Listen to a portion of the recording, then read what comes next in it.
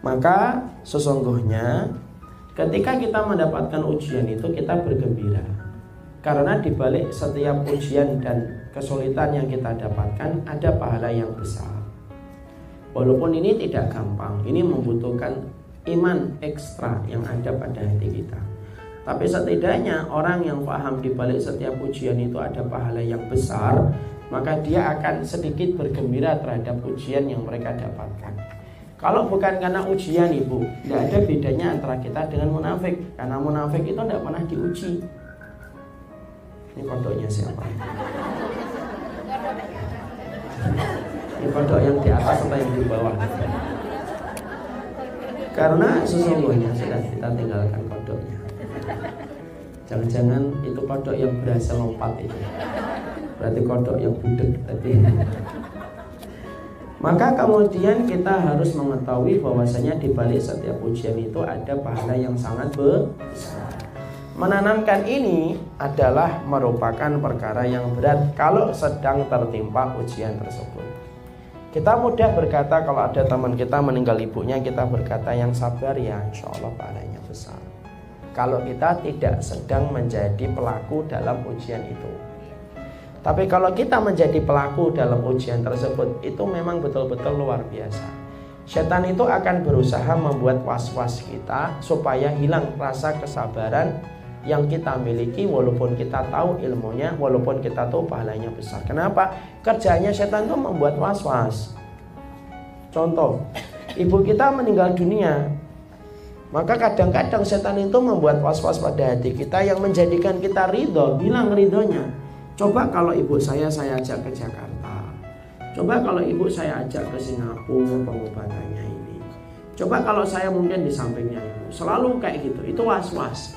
Dan was-was itu merupakan kayak jamur dia yang menggerogoti keridhaan kita terhadap satu ujian yang Allah berikan kepada kita. Padahal bagi orang yang beriman, ujian itu memang bagian dari fitrah kehidupan. Tidak ada orang yang hidup itu kecuali pasti akan diberikan ujian oleh Allah.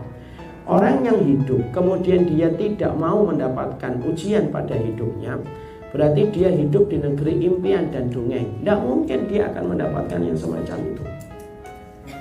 Karena pasti kita akan merasakan kesedihan, kita akan merasakan air mata, kita pasti akan merasakan kesulitan.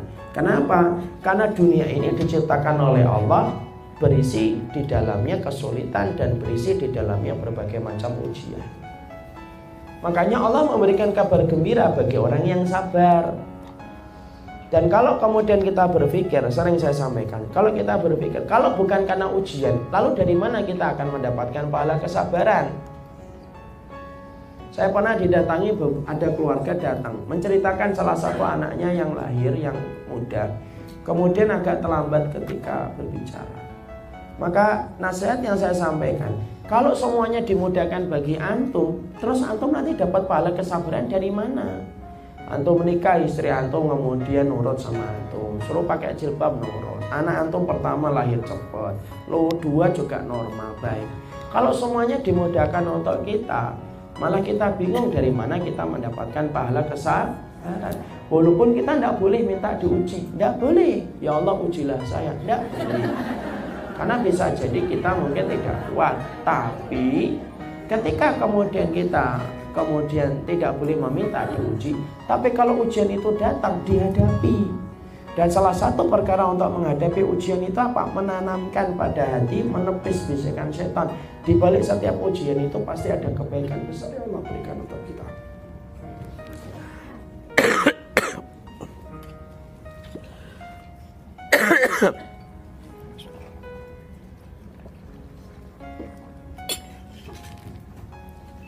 Nah, ini ujian kayak gini. Jadi itulah perkara yang kemudian harus ditanamkan. Makanya kita lihat dalam halaman 54. Ibu lihat halaman 54. Ketika Ummu Ibrahim, seorang wanita ahli ibadah, diinjek unta hingga kakinya patah, satu kaum mendatanginya dan menghiburnya. Maka ia mengatakan, seandainya bukan karena musibah di dunia, maka pasti kita akan datang di akhirat dalam kondisi bangkrut. Masya Allah ya. Jadi kemudian ketika kakinya patah, diinjek sama onta, Ibrahim mengatakan, loh kalau bukan karena musibah ya kita akan datang kepada urusan akhirat kita dalam kondisi bangkrut. Kenapa? Karena kita tidak akan mendapatkan pahala-pahala besar kalau kita kemudian tidak diuji oleh Allah. Dan ujian itu selalu bernilai kebaikan untuk kita. Jadi kalau ibu sudah menutup aurat, sudah sholat, sudah ikut taklim, kok tetap mendapatkan ujian, berarti Allah itu sedang mengirimkan skenario terbaik supaya kita kembali kepada Allah setelah kita mendekati garis ajal. Jadi ketika mendekati garis ajal, Allah kirimkan ujian untuk kita. Berarti Allah mengirimkan skenario yang terbaik supaya kita melihat kembali kepada Allah. Dan orang yang bersabar ketika diberikan kesulitan oleh Allah adalah orang yang paling besar bahagianya nanti ketika di akhirat. Siapa orang yang paling menderita dalam ujian kehidupan manusia? Bukan kita ibu, tapi Rasulullah. Sampai Nabi sakitnya 2 kali sakitnya kita, sakaratul mautnya 2 kali sakaratul mautnya kita. Tapi Nabi menjadi orang yang paling bahagia di akhirat. Kenapa? Pemimpin penduduk surga itu Rasulullah. Semua ada waktunya kok. Semua itu ada waktunya. Jadi tidak bisa kita ngarepin dunia sebagaimana hidup di sebuah negeri dongeng. Tidak mungkin itu. Mustahil itu terjadi. Makanya kalau Allah memberikan kesulitan, maka di balik setiap kesulitan ada rasa yang nikmat yang kita akan dapatkan. Makanya bersabar atas ujian yang kita dapatkan, karena kita ingat pahala yang menanti bagi orang yang bersabar. Ibu kalau lelah berdiri, duduk itu nikmat atau tidak nikmat? Nikmat. Tapi kalau ibu berduduk terus, berdiri nikmat atau tidak? Nikmat. Allah kenapa orang itu jadikan orang mukmin itu penjara dunianya itu penjara, Ustaz? Loh, supaya Allah jadikan dunia itu penjara bagi orang yang beriman, supaya nanti ketika dia di akhirat, ketika di surga itu merasakan nikmatnya itu maksimal. Makanya orang beriman itu diuji terus. Kenapa? Supaya Allah itu tahan bentar ya, kamu tunggu sebentar, nikmatnya sebentar lagi. Nanti kalau kamu sudah meninggal, selesai kok, selesai, sebentar aja. Itu Allah itu sebenarnya secara tidak langsung sedang bicara semacam itu kepada kita. Layaknya kita ketika lagi puasa itu kan diuji. Tapi kalau kita lagi puasa ketika diuji, maka kemudian ketika buka puasa itu kan nikmatnya menjadi double. Minum segini itu mungkin langsung sekali teguk habis. Tapi karena saya hari ini tidak puasa, minum segini tidak bisa-bisa dari tadi. Kenapa? Tidak terlalu nikmat. Coba kalau saya minumnya nanti jam 6. Dari pagi tadi saya kemudian 4:30 saya tidak minum. Minum segini tuh nikmat betul. Mending makan, ngelihat makan aja kelihatan nikmat kok. Kalau lagi puasa itu. Coba kalau lagi tidak puasa, ngelihat kayak gini tuh. Malah ngelihat cabenya yang lebih nikmat. Karena kita lagi tidak puasa. Coba kalau lagi puasa. Kalau lagi puasa tuh semuanya kelihatannya nikmat gitu. Lihat kan ya bu, kayak rendang, kecoa kayak dendeng, karena lagi puasa. Tapi ketika nanti berbuka, maka kemudian kita akan rasakan kenikmatannya. Minum air putih aja nikmatnya luar biasa. Allah itu sebenarnya, kalau ada yang nanya, Ustadz betul nggak hadis yang mengatakan dunia itu penjara bagi orang beriman? Betul, hadisnya sahih Ustadz, sahih. Kenapa Allah jadikan orang mukmin itu penjara dunianya itu, Ustaz? Supaya nanti ketika dia sudah di akhirat, semuanya jadi nikmat. Ya, makanya Allah tahan sebentar. Makanya Allah itu maha baik, Ibu. Kenapa kita bisa mengatakan Allah maha baik? Coba kita cuma dikasih ujian 40 tahun misalkan. Itu pun baliknya dari 12 tahun. Berarti dia 28 tahun hanya beramal. Tapi balasannya tanpa putus kekal selama-lamanya. Kurang baiknya apa Allah itu sama kita? Itu kalau umur kita 40. Kalau umur kita 50, berarti cuma 38 tahun.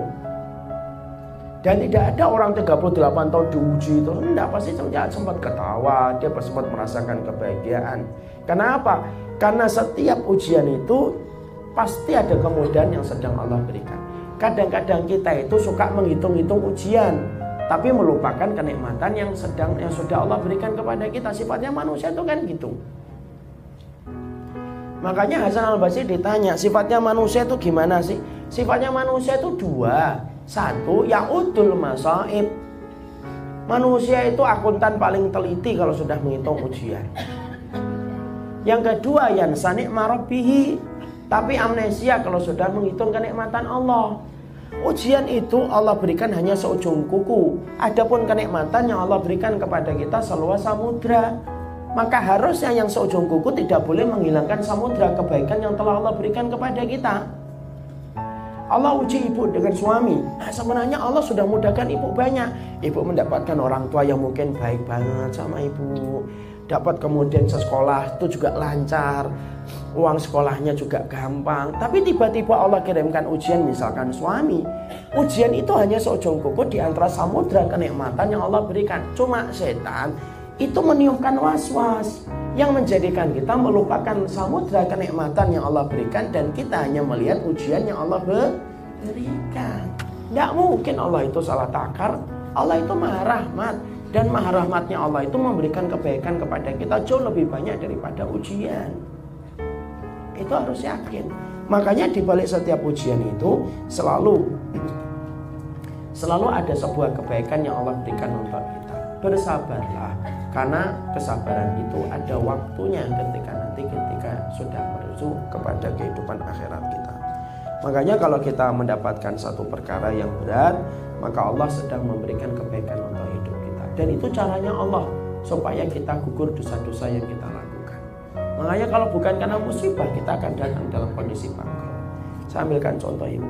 Kenapa orang yang beriman itu diuji terus Ustaz? Gini loh, misalkan ini ada kotorannya, maka yang kita lakukan itu digosok kita, ya atau tidak? Makanya digosok itulah ujian kita ibu. Jadi kalau kita sedang mendapatkan ujian, seudon sama dirinya, oh mungkin saya memang banyak dosa. Allah kirimkan orang-orang untuk menjadi ujian bagi saya, untuk menggugurkan dosa-dosa saya dulu. Karena kalau apa? Karena kotor itu kalau semakin dekil, semakin susah untuk dikucek. Harus dikucek terus. Ibaratnya digoyang-goyang gitu, supaya rontok satu persatu dosa-dosa yang kita miliki. Ya, makanya saya pernah melihat ada seseorang sedang konsultasi kepada seorang ustadz sepuh, umurnya sudah 60-an tahun. Saat itu ada di sampingnya itu ada ibu-ibu, kemudian konsultasi sama beliau. Ustadz, kenapa ujian saya banyak gitu? Dalam keluarga ini tidak putus-putus Ustadz. Kenapa? Ustadznya berkata, karena Allah tahu mungkin mungkin banyak kekurangannya di masa lampau. Dan karena Allah sayang, Allah kasihkan itu penggugurnya di dunia daripada penggugurnya nanti di akhirat. Karena penggugur di akhirat itu apa? Neraka. Karena Allah saking sayangnya sama Allah itu tidak mau memberikan pembersih dosanya itu dengan api neraka. Allah kasih dan Allah segerakan di dunia. Jadi husnudon. Saya itu melihat dengar itu tuh Masya Allah, iya ya. Kadang-kadang Allah memberikan kepada kita ujian itu, jangan bertanya kenapa, pasti ada hikmahnya. Dan salah satu hikmah yang nampak pada setiap ujian yang kita dapatkan, itu cara Allah menggugurkan dosa kita kok. Karena saya sudah pernah menyampaikan enggak?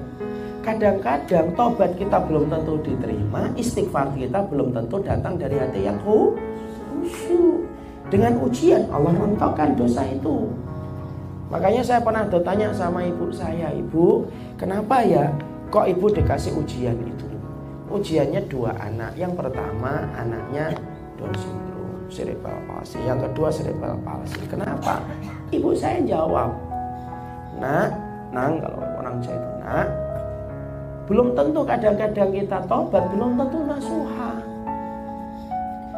Kalau kita istighfar, belum tentu hati kita khusyuk ketika istighfar. Dan Allah ketika memberikan kepada kita ujian, Allah titipkan 2 anak ini sama ibu, karena Allah ingin menggugurkan dosanya ibu tiap waktu ketika ibu bersabar merawat mereka berdua karena titipannya Allah. Itu kata-kata ibu saya dapetin dari saya kelas 2 di pondok. Sampai sekarang itu tidak lupa saya. Jadi kalau kita mendapatkan ujian tuh ngomong sama diri kita masing-masing. Ya, saya juga. Kadang-kadang tobat kita memang belum tentu nasuha, istighfar kita belum tentu khusyuk.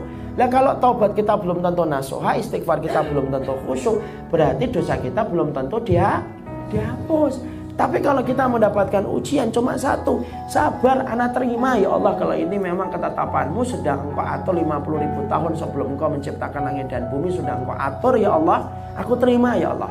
Ketika engkau terima ujian itu, walaupun engkau tidak sedang bertaubat, walaupun engkau sedang tidak istighfar, tapi engkau terima apa yang Allah tetapkan untuk dirimu, maka saat itulah berguguran dosa-dosa. Dan Allah menyegerakan itu karena Allah tidak ingin kita mendapatkan jilatan api neraka. Coba, apa kurang sayangnya Allah dalam ujian? Jadi kalau Allah ngasih ujian sama kamu itu apa? Kenapa Allah menguji saya? Karena Allah tidak ingin kamu terjilat sama api neraka. Karena dosa kalau sudah dibawa mati itu jilatan api neraka yang kemudian berhak untuk mengambilnya. Ketika Allah tidak mau kamu terjilat api neraka, maka Allah ngasih kamu ujian. Loh, kalau kamu nggak mau diuji terus gimana? Nah, cara mau membersihkan dosa terus gimana? Oh, kita ini makhluk pendosa setiap harinya dan setiap waktunya kok. Tobat kita belum tentu nasuha, istighfar kita belum tentu khusyuk. Makanya kemudian kita kalau mendapatkan ujian, terima ya Allah, saya terima ya Allah. Karena kalau ibu tidak terima pun ujian itu tidak berkurang. Saya tidak mau terima, saya menuntut, memang berkurang ujiannya? Tidak berkurang, justru malah tambah berat. Dan itu yang kemudian menjadikan kita akhirnya mengerti. Berarti kalau Allah sedang uji antum, sedang uji saya, apa yang kita dapatkan? Allah tidak ingin kita terjerat api neraka. Makanya Allah segerakan ujian itu di dunia supaya tidak mendapatkan jilatan api neraka di akhirat.